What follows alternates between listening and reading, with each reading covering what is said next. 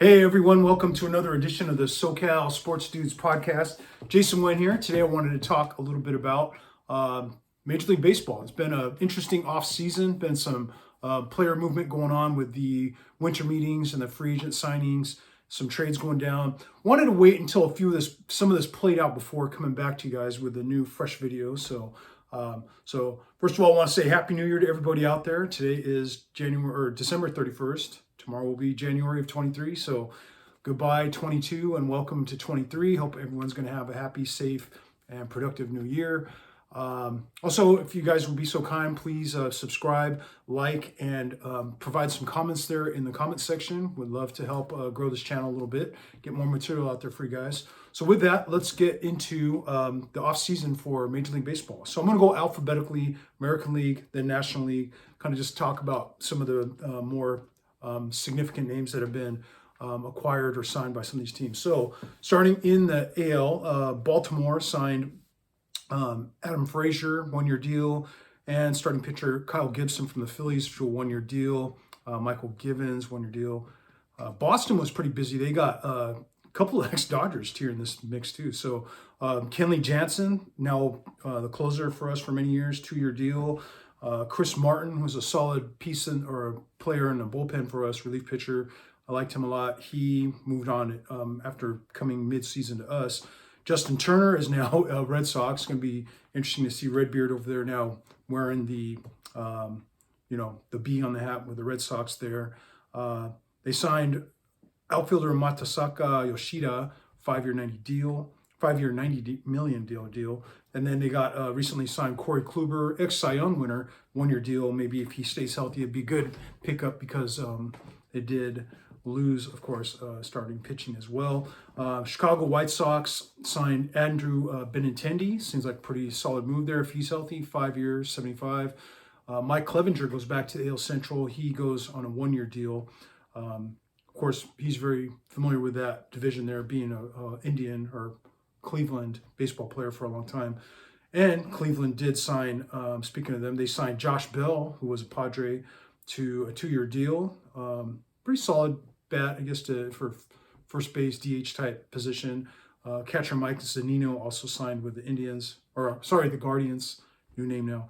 Detroit didn't do too much. They signed Matthew Boyd and Michael Lorenzen, ex-Angel there. I thought was pretty solid, but Angels always can't seem to figure out their pitching. So Houston made a few moves. They got Jose Abreu from the White Sox, big power hitter. Probably going to like that short left field there in Houston. Re-signed Rafael Montero, starting pitcher, and then outfielder Michael Brantley will be back.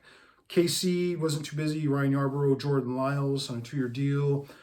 Angels team I like quite a bit. They added some names here. I don't know how much it'll help them, but we'll see. So they signed Brandon Drury, who was, of course, with the Reds and the Padres last year. Good kind of corner infield position player.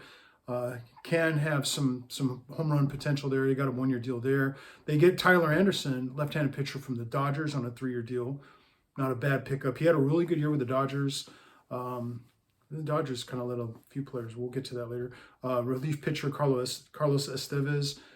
They also acquired Gio Urshela from Minnesota and Hunter Renfroe from Milwaukee. So a little bit of power there in the lineup now.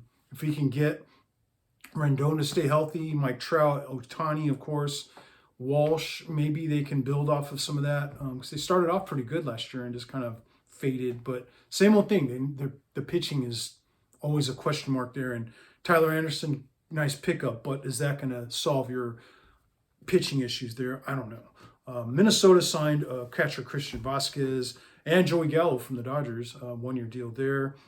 Good, home run potential, but God, like I said, hole in the bat there with Joey Gallo.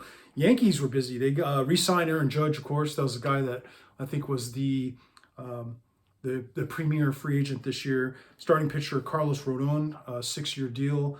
They re-signed Anthony Rizzo and Kiner Falefa, the shortstop. Bring back Tommy Kahnle, who was with the Dodgers into last year as a relief pitcher. So Yankees, did spend some money there and they had to keep Judge though. You couldn't let him walk away, right? It would have been weird seeing him in another uniform, but hey, he played, bet on himself and won because he could have signed a deal before the start of last year and wouldn't have been at this level. So, congrats to Judge. 9-year deal, though. He's going to be, looking at 40 years old when he's, done with this thing. So I don't know how much power he's going to have in that bat as he ages, but we'll see. Oakland didn't sign a lot of players. They, Aledmys Diaz, Jace Peterson, and Trevor May, so some lesser names, but they also traded their catcher, Sean Murphy, to Atlanta in a 3-team deal. Seattle acquires Teoscar Hernandez from Toronto. They also acquired Colton Wong from Milwaukee and gave up Winkler and Abraham Toro in that deal.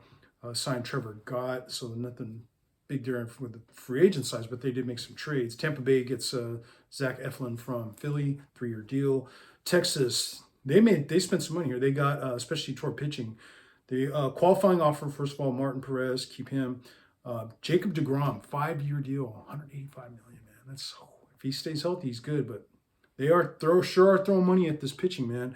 Nathan Eovaldi just recently signed their 2-year deal, and Andrew Haney, who ex-Angel, ex-Dodger, solid player, has good or solid back of the end rotation type, gets a lot of strikeouts, but yeah, a little bit up and down with him. A 2-year deal. It's not, I guess, too risky. It's not a bad pickup, it looks like there, but yeah, I mean, look at that rotation now. deGrom, Eovaldi, Haney all add into that rotation there. It looks pretty solid on top of the guys. Can't remember names. We got Perez and then one other guy from last year. Toronto signs Chris Bassett away from the Mets, so looks like a pretty good get there. 3-year deal for him. They signed Kevin Kiermaier, good defensive outfielder from Tampa Bay, on a 1-year deal, and they acquired Dalton Varsho from Arizona for Gurriel and Gabriel Moreno. Moreno, I just read, was one of the top 5 prospects in baseball, man. So I don't know if that's kind of a steep price there, but apparently Toronto really needed some left-handed power, so they made the move for Varsho there. So and I think Arizona has an up-and-coming outfielder that they want to find room for. So I think they had the ability to move on from Varsho. So other than that, now moving to the NL, and speaking of Arizona, since they're top alphabetically, Miguel Castro, they recently signed Evan Longoria. So we'll see where that takes them. They seem to be, coming up a little bit with some of the young talent that they have there. Atlanta, as I said earlier, acquired Sean Murphy. Re-signed Jesse Chavez and Nick Anderson. Chicago Cubs made some moves here. They got Cody Bellinger. The Dodgers didn't re-up him, and he goes to the Cubs. I don't know. The Dodgers haven't really filled that center field position, but not a bad risk there. 1-year deal on a former MVP type, and who knows if maybe let's see where they are in the standings partway through the year. Maybe they flip him and get some assets back if they're not at the top competing for a playoff spot there. They also signed Dansby Swanson, Jameson Tyone, so add some talent there. Start to their starting pitching. They also got Drew Smiley, catcher Tucker Burkhart, and Brad Boxberg, relief pitcher there. So Cubbies were busy, man. They didn't really make too many moves last year, but Swanson was kind of the last of those primo free agents to come off the board, and you saw the other guys land where they did, and then it was down to like Swanson and Correa, and we'll get to Correa here in a minute. But Cincinnati signed Will Myers, not a bad last-minute move if he can maybe breathe some life back into his career there. He came over from the Rays years ago to the Padres, and was like highly regarded. You're thinking, oh, they got one of the premium young talents in baseball, but it just kind of never really took off like we thought. Colorado didn't do too much. 2 more mid-level type signings. Pierce Johnson, Jose Urena. Dodgers re-sign Clayton Kershaw. They bring in Noah Syndergaard on a 1-year deal. And then other than that, it was just all short-term 1-year deals. JD Martinez, outfielder, 1-year deal.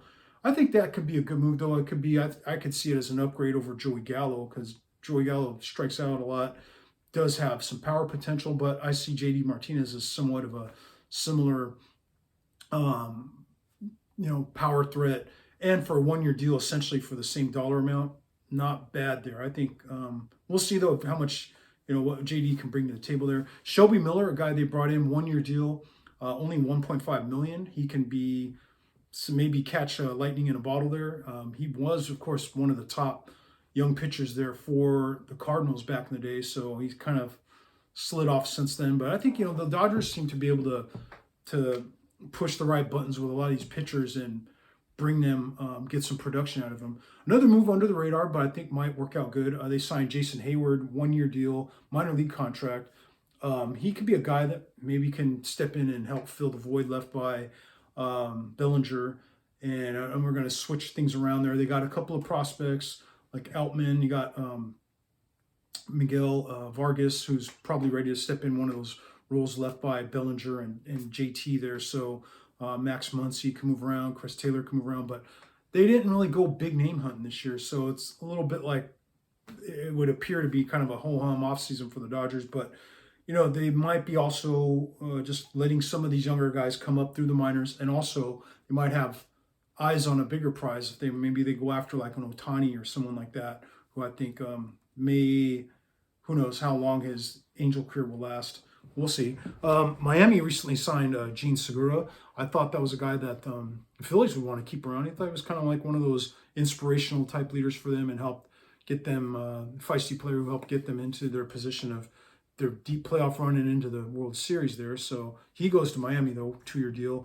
Milwaukee didn't really sign a lot of players, but they traded Colton Wong for, like I said, Jesse Winker and Abraham Toro. So, that looked like Seattle wanted to move on from Winker after making the other move there. So Colton Wong gives them a middle infielder for Seattle, and Milwaukee can, get some talent there for the outfield though. Busiest team by far in the offseason was the New York Mets. Now let's take a while to get through this list. So they end up signing Carlos Correa, who was one of the last, I think, if not Dansby Swanson, but I think he came after him. Last big name free agent shortstop to sign, 12-year deal. And it was kind of weird because he initially agreed to terms with San Fran and looked like he was going to go play up there in the Bay Area. And then they kind of backed out of the deal due to him not passing his physicals. So I don't know what happened there, but he goes to the Mets. The Mets signed him to a 12-year deal. There was also some questions right away about the Mets seeing some sort of concern about the surgically repaired knee or ankle or whatever it was from back in the day. So it looks like they're moving ahead with it though. I mean, he's good buddies with Lindor, who's also on the Mets. So it's going to make a pretty solid middle infield there. They also signed Justin Verlander. Of course they lose DeGrom, but they get Verlander. So that's this is like a bad recovery there by the Mets. Re-sign Brandon Nimmo, 8-year deal. Relief pitcher Edwin Diaz stays. They get Senga from Japan to add to that rotation. And then Jose Quintana for a 2-year deal. So it looks, they sure were spending some money out there. Look at these dollar figures on some of these guys. But the Mets, you got to say that they look like on paper anyway, look like the winners of the offseason. They were kind of close there last year, making a playoff run, and just kind of came up short there against San Diego, of course. But they also added David Robertson, relief pitcher, 1-year deal. The Phillies, the defending National League champ Phillies, made a big move too. They were one of the first to strike there. They signed Trey Turner, 11-year deal. There was some talk though that Trey wanted to go back east.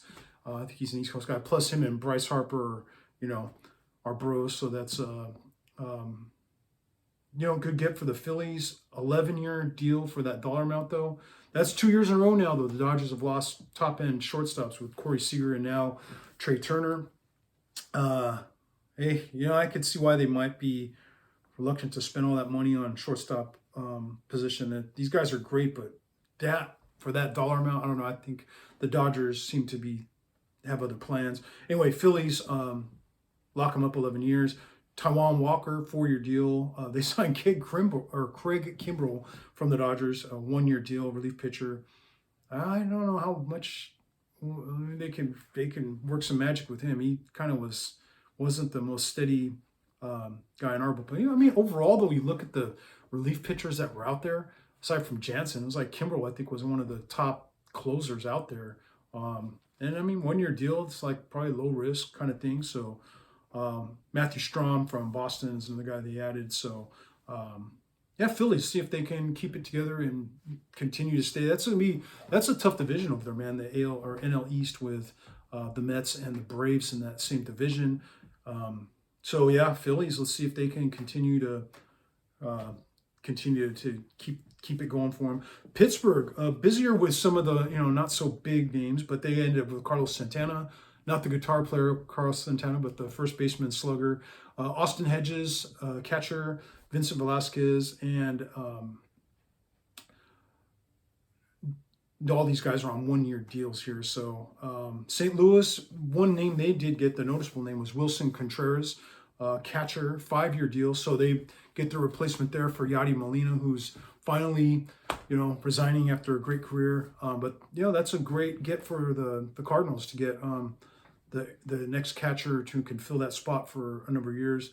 Cardinals always rock solid, man. They have a combination of farm and some free agents that they get and some trades that they make to always have a nice roster. Has some good talent in there. So Contreras is a solid pickup for them, it looks like. San Diego was busy. San Diego is not the biggest market in the world, but they sure do seem to have a lot of money to spend on guys. So they made a splash. This year they went out and got Xander Bogaerts from the Red Sox.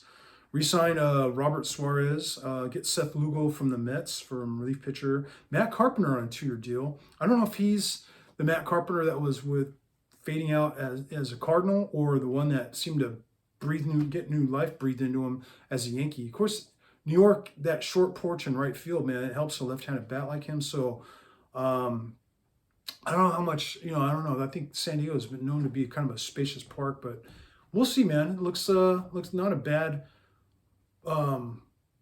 list of players that they picked up. You get, of course, Tatis Jr. back. Manny Machado's still there. Now you add Bogarts there.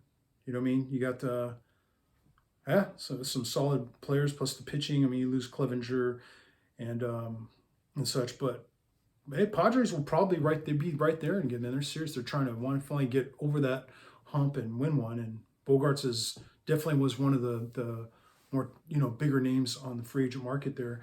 The Giants, I don't know what happened there, man. They backed out or did not like what they see out of the Correa deal, so they had agreed to terms with him and then kind of backed away from it after not liking what they saw in the physical there. So I don't know, man. I wonder if that's a deal that who was wrong, who was right, who's end up going to be looking good at the end of this thing when it's all said and done. Maybe the Giants had their reasons not to want to spend that kind of money on a guy that they had questions on. Hey, who can blame them, So, but they end up, recovering a bit. They got Mitch Haniger, they got Michael Conforto. So, salvage some of it there. And then they had some pitching. Taylor Rogers, his twin brother actually is with him as well. Sean Manaea on 2 year deal, and Ross Stripling. And then you bring back Jock Peterson on the qualifying offer there. So, the Giants, 2 years ago were first place in the West, and they didn't, obviously duplicate that last year. But now they add some players. They seem to recover a bit from the blow of not getting Correa there. So we'll see where it takes them. That's a good division there, though, with Dodgers, Padres, now with Giants, and then up and coming Arizona maybe a little bit. Are they ready to kind of compete with these guys? We'll have to see. Washington wasn't too busy. Trevor Williams, Javier Candelario, Erasmo Ramirez. So just some lesser. Trevor Williams, a 2 year deal. So, but anyway, just wanted to come at you guys with an update on the off season for Major League Baseball. So, going to be a fun year coming up here. We'll see how your team does. Again, leave some comments in the comment section. We'll talk about it next time. Appreciate you guys tuning in. We'll talk to you next time. Thank you.